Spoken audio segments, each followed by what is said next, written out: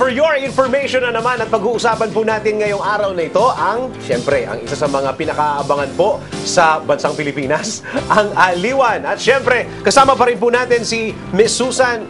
First question, bakit po Aliwan at ano ang Aliwan? Okay.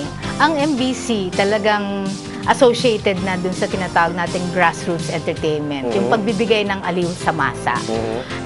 Siyempre, meron din tayong aliw theater. No? Okay. Since nandyan, dito talaga ginaganap yun, naging angkop na tawaging Aliwan Fiesta o Aliwan Festival dahil nagbibigay tayo ng aliw sa masang Pilipino. Akala ko it's because of Aliw Theater.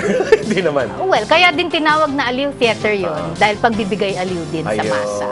No. Kailan nagsimula ang Aliwan, ma'am? 2003, I think, ang kauna-unahang Aliwan Fiesta. Tapos 2 beses ginanap noon, isang summer, tapos isang pamaskong Aliwan. Ayun. Okay. Sino nagbigay ng idea na pagsama-samahin talaga itong mga fiesta from all over the island? The big boss.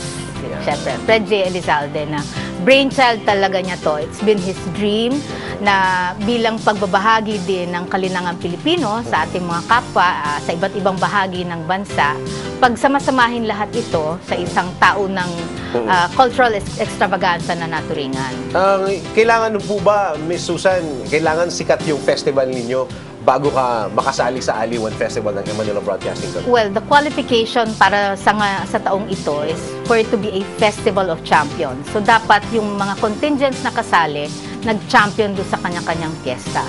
Siyempre, ang gusto ng MBC, maimbita yung lahat na pinakamalalaking mga fiesta, pero yung magre-represent sa kanila, yung naging kampiyon sa kanya-kanyang rehiyon. Okay. So, yan po, isa sa mga dapat nating tandaan at dapat nating malaman all about Aliwan. Ito pa rin si Danny Santenor Jr. para sa For Your Information.